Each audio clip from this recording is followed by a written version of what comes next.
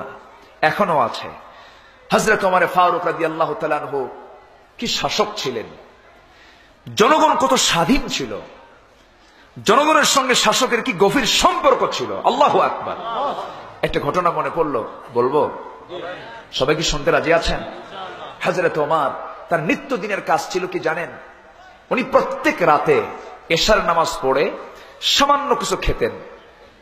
এশা থেকে শুরু করে ফজর পর্যন্ত উনি কখনো ঘুমান নাই, যতদিন তিনি খেলাফতের দায়িত্ব পালন করেছেন। আল্লাহু আকবার। ওনার স্বাস্থ্য খারাপ হয়ে গেল, বলা হলো আপনার স্বাস্থ্য এরকম খারাপ হলো কেন? কিন্তু দেখো, আমার ক্ষমতা পাওয়ার আগে আমার ঘুমটা হতো, এমন দায়িত্ব আমার উপরে পড়েছে, আমার ঘুম হয় না, আমার স্বাস্থ্য খারাপ হয়ে যাচ্ছে শুধু ক্ষমতা পাওয়ার কারণে। আর আমার ক্ষমতা পাইলে কি হয়? সম্মানিত ভাইয়েরা, ক্ষমতার জন্য কি কামড়া কামড়ি, একই দল করা হয়, যেটা হক কথা একটু বলা দরকার। একই দল করে, দলীয় কন্দল আছে না নাই?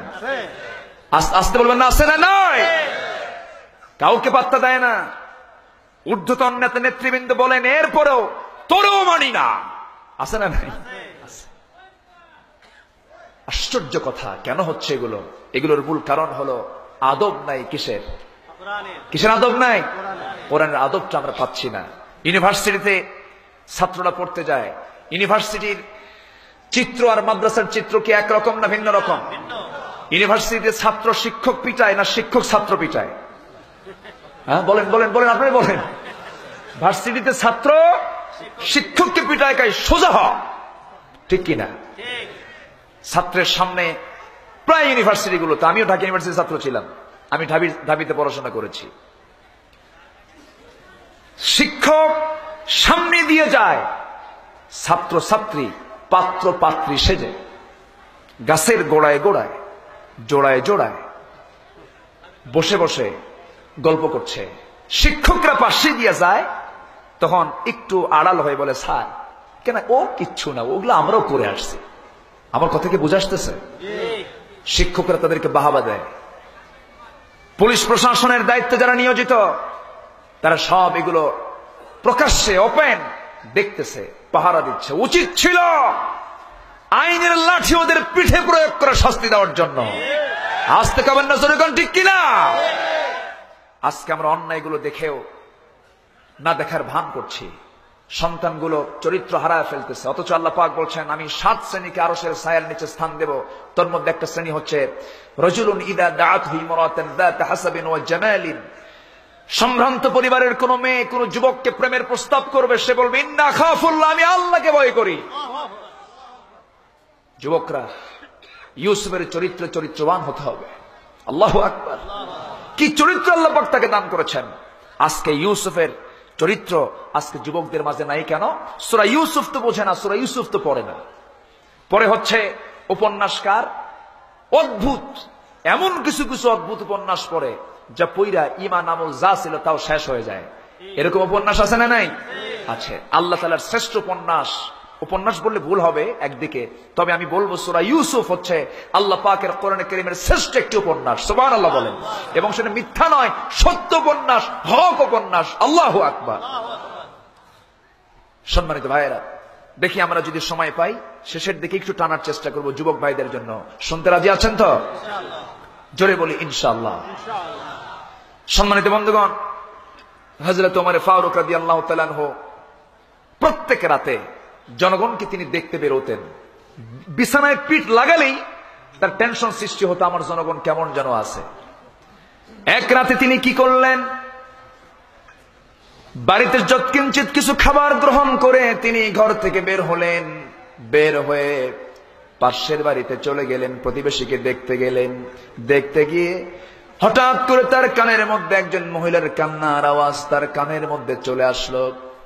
তিনি মনে মনে অনুমান করলেন, মনে হয় মেয়েটা দারুণ কষ্ট পাচ্ছে। কি হয়েছে প্রশ্ন করলেন, কেন কাঁদে, কান্নার কারণটা কি? বাহির থেকে প্রশ্ন করলেন, ভিতর থেকে আওয়াজ চলে আসলো। কান্নার হেতু হলো, কান্নার কারণ হলো, এই ঘরে একজন মহিলার পেটে বাচ্চা, প্রচন্ড ডেলিভারির যন্ত্রণা শুরু হয়ে গেছে, কিন্তু বাচ্চা হয় না। কেন হয় না? ধাত্রী নাই, নার্সের অভাব। মধ্যরাত্রি তিনি এখন কি করবেন? তিনি তো পুরুষ মানুষ, কাকে ডাক দিবেন? একাকী বের হয়েছেন, কাউকে না ডাক দিয়ে, কারো ঘুম নষ্ট না করে সোজা চললেন নিজের বাড়িতে। গিয়ে বলছেন, স্ত্রী বোরকাটা পড়ো, আমার সঙ্গে তোমার যেতে হবে। স্ত্রীকে সঙ্গে করে নিয়া ওই বাড়ির সামনে দাঁড়ায়া বলছেন, স্ত্রী দোহাই লাগে দুটো হাত আমি তোমার কাছে করজোরে মিনতি জানাই, আল্লাহর কসম আমরা কিন্তু শাসক নই, আমরা হলাম জনগণের খাদেম। ও আমার স্ত্রী, আজকে তোমাকে একটা দায়িত্ব আমি তোমাকে দেব, তুমি ছাড়া এই দায়িত্ব আমি তো পালন করতে পারবো না। তুমি এই মুহূর্তে ঘরের মধ্যে ঢুকবে, ওই মহিলার নার্সের দায়িত্ব তোমাকে পালন করতে হবে। আল্লাহ না করুন এই দায়িত্ব পালনে যদি ব্যর্থ হয়ে যায়, কোন কারণে যদি সন্তানের মৃত্যু অথবা মার মৃত্যু হয়ে যায়, কাল কিয়ামতের ময়দানে ওমরকে খুনির কাতারে দাঁড় হতে হবে। হযরত ওমর কি সমাজ গড়ে তুলেছিলেন, কি ইসলামী সমাজ গড়লেন। জনগণের সঙ্গে শাসকের কত সুন্দর গভীর সম্পর্ক গড়ে তুলেছিলেন। হযরত ওমর স্ত্রীকে কাজে লাগায়া দিয়া চলে গেলেন আরেকবারের সামনে। বাচ্চারা কান্নাকাটিতে ব্যস্ত হয়ে পড়েছে, শুধু চিৎকার করছে। এবার ওমরে ফারুক বাচ্চার মাকে ডাক দিয়ে বলছেন, মহিলা তুমি কেমন মা, সন্তান কাঁদে থামাতে পারো না? এই গভীর রাতে কি বাচ্চার কান্না আমার সহ্য হয় নাকি? মহিলা বলতেছে, আমি তো বিধবা, আমার স্বামী ইন্তেকাল করেছেন, ঘরে কোনো খাবার দাবার কিছুই নাই, পানি ছাড়া বিকল্প কিছু আমার ঘরে নাই। হযরত ওমর করলেন কি, কোনো কথা না বলে দৌড় মেরে শেষ খাদ্য গুদামের ম্যানেজারকে বললেন, ম্যানেজার এক বস্তা আটা আমার নামে এন্ট্রি করো, আমার পিঠ উঠায় দাও। ম্যানেজার থরথর করে কাঁপতেছে, কারণ ওমরে ফারুক এমন একজন ব্যক্তি ছিলেন, তার সামনে কেউ সহজে কথা বলার সাহস পেত না, কারণ তিনি অত্যন্ত সাহসী মানুষ ছিলেন। শয়তান পর্যন্ত তার সামনে আসতো না। আল্লাহু আকবার। আল্লাহ পাক কোরআনকে বলেছেন ফুরকান, আর ওমরকে বলেছেন ফারুক। জোরে কোন সুবহানাল্লাহ। হক আর বাতিল কাকে বলে স্পষ্ট করেছেন তিনি। আমার রাসূল তার প্রশংসা করতে গিয়ে বলেছেন, আমার পরে যদি নবুয়তের সিলসিলা যদি জারি হতো, আমার পরে যদি কেউ নবী হতো, লাকানা ওমর, সেই নবী হতো ওমর। হযরত ওমর ফারুক রাদিয়াল্লাহু আনহু তিনি কি করলেন? ম্যানেজার কাঁপতেছে, ম্যানেজারকে বলছেন, ম্যানেজার তুমি কাঁপো কেন? আমিরুল মুমিনিন, আমি কেমনে আপনার পিঠে এটা উঠায় দেব? আমি পিঠে উঠায় নিয়ে আমি নিরাপদ পর্যন্ত পৌঁছায় দেই। হযরত ওমর এর হাতে ছোট্ট সবসময় লাঠি থাকতো, ছড়ি থাকতো। তিনি খাড়া করে বলছেন, ওই ম্যানেজার আমার কথা হুকুমটা আমার ফলো কর, কারণ কিয়ামতের দিন আমার আমল নাম আমার পিঠে নিতে হবে, আমার হক আমার দায়িত্ব আমার পিঠে উঠায় দাও। জোরে কোন সুবহানাল্লাহ। হযরত ওমর নিজের পিঠে আটার বস্তা বহন করে নিয়ে বিধবার ঘরের সামনে পৌঁছায় দিলেন। মহিলাকে বলছেন, শোনো মহিলা, আমি ওমর, যখন খাবারটা ফুরে যাবে আমাকে খবর দেবে, আবার নির্দিষ্ট সময়ে তোমার ঘরে আমি এই খাবারটা পৌঁছায় দেব। হযরত ওমর এরপরে বের হলেন মদিনার নিঝুম পল্লীর দিকে, গ্রামের দিকে।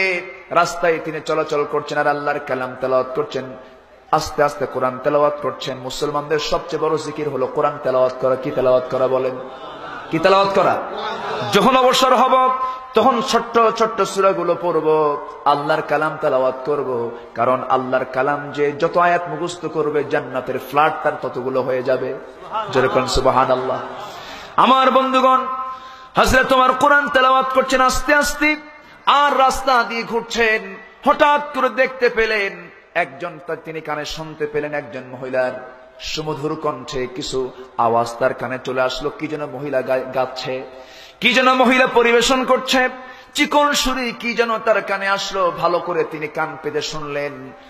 তিনি শুনতে নিয়ে দেখতেছেন একজন মহিলা বিরহের গান। বিরহের গান যখন তার কানের মধ্যে চলে আসলো, তিনি নির্দিষ্ট করলেন কোন ঘর থেকে আওয়াজটা আসে, সেই ঘর পর্যন্ত চলে গেলেন। গিয়ে দেখেন ঘরটা হলো একটা খেজুর পাতার বানানো বেড়ার ঘর। খেজুর পাতার বানানো একটা বেড়ার ঘর, চতুর্দিকে খেজুর পাতা দিয়ে বানানো, আবার ছাউনিটাও খেজুর পাতা দিয়ে বানানো। ছোট্ট একটা কুঠির ঘর, সেই ঘরের ভিতর থেকে একটা মহিলা গুনগুন গুনগুন করে গান গাচ্ছে। হযরত ওমর হঠাৎ করে রাগটাকে নিয়ন্ত্রণ করতে না পেরে চিৎকার মেরে বড় আওয়াজ ধমকের সুরে বলছেন, এই ঘরের মধ্যে কোন মহিলা গুনগুন করে গান গাও? তুমি কি জানো না এটা ইসলামী জনপদ? ইসলামী সমাজে ইসলামী রাষ্ট্রে, ইসলামী জনপদে এত সাহস, এত গভীর রাত্রি কি কোরআন তেলাওয়াত না করে, তাহাজ্জুদ নামাজ না পড়ে বিরহের গান গুনগুন করে গাচ্ছ? এত বড় সংস্কার। মহিলা থমকে দাঁড়ায় গেল, মনে মনে চিন্তা করলো এত গভীর রাত্রে আমার ঘরের সামনে কে আসলো? হযরত ওমর ডাক দিলেন কিন্তু কোনো সাড়া পেলেন না। হযরত ওমর ভাবলেন দরজায় ডাক দিলে তো দরজা খুলবে না, কিন্তু আসামি তো ধরতেই হবে। ঘরের পিছন দিকে চলে গেলেন, খেজুর পাতার বানানো বেড়াটা আস্তে করে টান মারলেন, বেড়া খুলে গেল। ভিতরে ঢুকলেন, ভিতরে ঢুকে দেখেন একজন মহিলা মাথায় কাপড় দিয়ে দাঁড়ানো, সামনে প্রদীপ জ্বালানো। হযরত ওমর মহিলাকে লক্ষ্য করে বলছেন, মহিলা, এই গভীর রাত্রিতে তুমি আল্লাহর কালাম তেলাওয়াত না করে, তাহাজ্জুদ নামাজ না পড়ে, তুমি মুসলিম একজন নারী হয়া তুমি কেমনে বিরহের গান গুনগুন করে গাও? তোমার তো বড় বিশাল বড় গুনাহ হয়ে গেছে। মহিলা হযরত ওমর ফারুককে চিনতে না পেরে ওমর ফারুক নিজের পরিচয় দিলেন না, গোপন করলেন। এবার মহিলাও কম না, মহিলা হযরত ওমরকে লক্ষ্য করে বলছেন, যুবক, আমি আপনাকে চিনি না, আপনার পরিচয় আমি জানি না, কিন্তু আমি গান গিয়েছি, এটা আমার বিশাল বড় অপরাধ হয়ে গেছে, ভুল হয়ে গেছে। তবে আমার দোষ হলো একটা, আমি গান গেয়েছি, কিন্তু আপনি আমার ঘরের মধ্যে ঢুকে একটা নয়, দুইটা নয়, তিনটা নয়, পরপর চারটা বড় বড় অপরাধ করে ফেলেছেন। হযরত ওমর হঠাৎ করে তিনি দাঁড়িয়ে গিয়ে বলছেন, মহিলা, আমার আবার তুমি কি দোষ পেলে বলো? মহিলা বলছে, দোষগুলো কিন্তু ছোটখাটো দোষ না। এবার বলছেন, আপনি কি কোরআন পড়েন না? আপনি কি কোরআন বোঝেন না? আপনি যদি কোরআন বুঝতেন এই দোষগুলো আপনার দ্বারা হতো না। হযরত ওমর নিজের পরিচয় সম্পূর্ণ গোপন করে বললেন, কি কি দোষ তুমি আমাকে একটা একটা করে খুলে বলো। মহিলা বলতেছে, আপনি কি আমার ঘরে যে ঢুকবেন অনুমতি কি পেয়েছেন নাকি না? অনুমতি পাই নাই। সালাম কি দিয়েছেন নাকি না? সালাম তো দেই নাই। আপনি কি কোরআন পড়েন না? তাহলে এখান থেকে বোঝা গেল ইসলামী সমাজের যিনি রাষ্ট্রনায়ক হবেন তিনিও কোরআন বোঝেন, জনগণও কোরআন বোঝে। জোরে কোন সুবহানাল্লাহ। এবার জনগণ বলতেছে, নাগরিক বলতেছে, লা তাদখুলু বুয়ুতান গায়রা বুয়ুতিকুম হাত্তা তাসনিসু ওয়া তুসাল্লিমু আলা আহলিহা। কারো বাড়িতে ঢুকতে যেও না যতক্ষণ না তুমি অনুমতি না পেয়েছো। আপনি অনুমতি নিলেন না কেন? 1 নাম্বার ভুল। সালাম দিলেন না কেন? 2 নাম্বার ভুল। ঘরের মধ্যে ঢুকবেন, দরজা দিয়ে না ঢুকি আপনি বেড়া ভেঙে ঘরের মধ্যে ঢুকলেন, বান্দার সম্পত্তি নষ্ট করলেন, বান্দার হক নষ্ট করে ফেলেছেন। 3 হয়ে গেল। নাম্বার 4 হলো, আপনি একজন পরপুরুষ, আমি একজন পরনারী। আপনি একজন পরপুরুষ হয়ে পরনারীর সামনে দাঁড়ালেন, আমার পর্দার খেলাফ হয়ে গেল। এই 4টি ভুলের কারণে আমি আপনাকে ছাড় দেব না, আমি আপনাকে মাফ করব না। হযরত ওমর বলছেন, মহিলা, তুমি আমার বিরুদ্ধে কি করবে বলো? এবার বলছেন, শোনেন, আমি আপনার বিরুদ্ধে এটাই করব, শুধু রাতটা পারি হয়ে যাক, সকালবেলা সূর্যোদয় হওয়ার সঙ্গে সঙ্গে আমি আপনাকে ধরে নিয়ে এই জনপদের শ্রেষ্ঠ খলিফা ওমরের পার্লামেন্টে গিয়া আমি আপনার বিরুদ্ধে মানহানির মামলা দায়ের করব। আল্লাহু আকবার বলবেন না? জোরে বলুন আল্লাহু আকবার। হযরত ওমর বলছেন, তুমি ওমরের পার্লামেন্টে যাবা, কিন্তু ওমর তো লোকটা ভালো না। যখন বলছো ওমর লোকটা ভালো না, তখন সে মহিলা খেপে গিয়ে বলছে, তুমি কার বিরুদ্ধে কথা বলো? হযরত ওমর হচ্ছেন বাতিলের আতঙ্ক, গোটা মুসলিম শাসক, মুসলিম বিশ্বের শ্রেষ্ঠ শাসক। তোমার দোষ তো 4টা হলো না, দোষ আরেকটা হয়ে গেল। আল্লাহু আকবার বলবেন? আর জোরে করে আল্লাহু আকবার।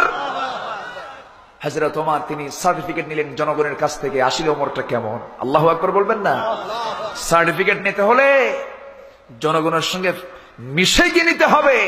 চেয়ারে বসে জনপ্রিয়তা বোঝা যায় না। আসতে কবেন না জনগণ, ঠিক কিনা? এমনও লোক আমার দেশে আছে, এমন ধরনের ব্যক্তি আমার দেশে আছে, নেতৃস্থানীয় ব্যক্তিবর্গ আছেন যাদের জনপ্রিয়তা এত নিচে চলে গেছে, প্রশাসন ছাড়া রাস্তায় নামলে জনগণ কাবাবার সালাদ বানায়া ছাড়বে। আসতে কবেন না জনগণ, ঠিক কিনা? কষ্ট হচ্ছে আপনাদের? সম্মানিত ভাইয়েরা, জনগণের সম্পদকে আমানত মনে করতে হবে। তারপর নিজের সম্মানজনক পথকে ভাবতে হবে, এটা আমার আমানত, দায়িত্ব। এই দায়িত্ব ইসলাম শিখিয়েছে। আলহামদুলিল্লাহ বলে, জোরে বলুন আলহামদুলিল্লাহ। হযরত ওমর কি শাসক, কি মানসিকতা!